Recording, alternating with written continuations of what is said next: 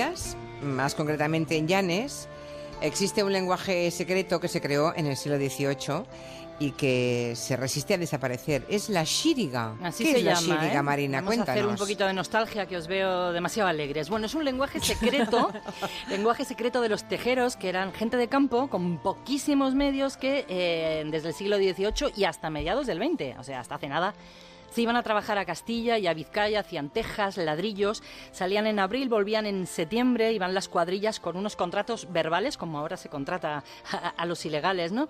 Trabajando muchas veces solo por comida y cama, la mejor de las veces un sueldo ínfimo, pero las familias solo con quitarse de en medio en casa. Dos bocas o tres, claro. Eso es, el padre Sí, sí. y el hijo, a lo mejor, bueno, pues era suficiente, solo hombres iban, eso sí.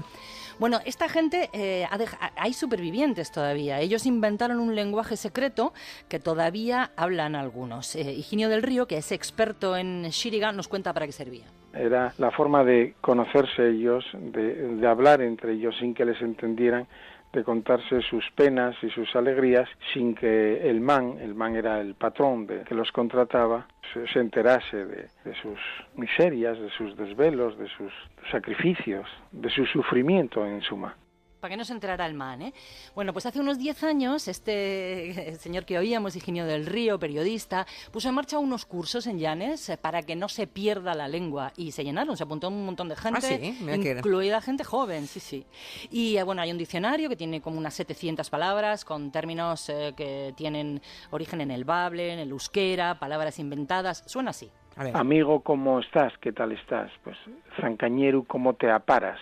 O buenos días, Sidu Agún, o buenas noches, Sidarracha, o hace calor, Maya Uzquiu, o hace frío, Maya Mingo.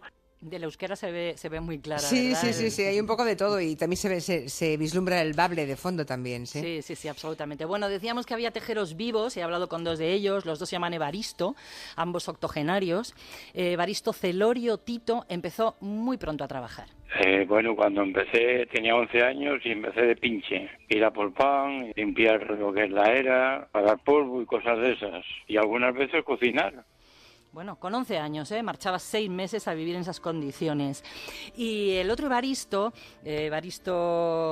Concha, nos contaba que era un trabajo absolutamente inhumano. Era una esclavitud, nos levantábamos con estrellas, cuando nos acostábamos también las había, dormíamos encima de un tablero con un poco paja, una manta por encima, con chinchas y con todo lo peor que pudieras ver, sin lavarse uno ni nada.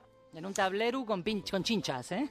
Sí, tremendo, qué historias. Y ahí está, vivos aún los que vivieron esa auténtica esclavitud de principios del siglo pasado. Es increíble, se entiende que en ese ambiente necesitaran una lengua un poco para protegerse, ¿no? Y que al final no fue solo gremial, sino que fue incorporando un montón de términos para la vida cotidiana. Ahí vamos a suponer los guardias, decíamos, zancañeros que aparan los pelaguchos. O una chavala que venía guapa le decíamos zancañero y capara gorreta xida. Compañero, que viene una chavala muy buena. Todavía nosotros, a lo mejor yo mismo, cuando encuentro algún otro tal, hablamos, a lo mejor si lo encuentro por la mañana, le saludo en xíriga y hablamos. Xida Ñarama, buenos días. Xina Ñarama. Vosotros de pequeños no usabais ninguna lengua secreta. Sí. Yo creo que todos añadíamos la sílaba pi, ¿no? Claro, para que no se entendiera. Me ha encantado lo de Maya Mingo, hace calor. Maya Mingo.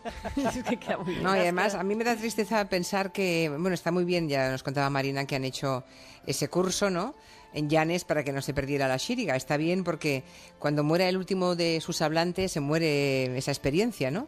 Y lo importante no es tanto la lengua, que también, como la memoria y el recuerdo de las personas que trabajaron y vivieron en esas condiciones. Donde del norte de España, también desde Galicia, también yo conozco gente muy mayor. Bueno, no sé si están vivos ya, creo que no.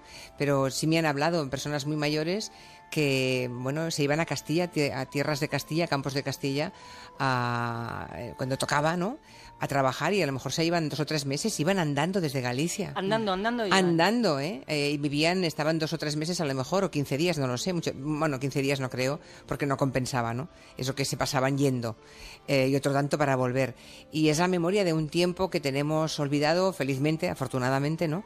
Pero que existió y que nuestros mayores aún pueden recordarlo y tenemos abuelos que aún vivieron eso, ¿no? Los que estamos aún vivos. Bueno, xíriga, interesante. Para los que no supiéramos de la existencia de esa lengua.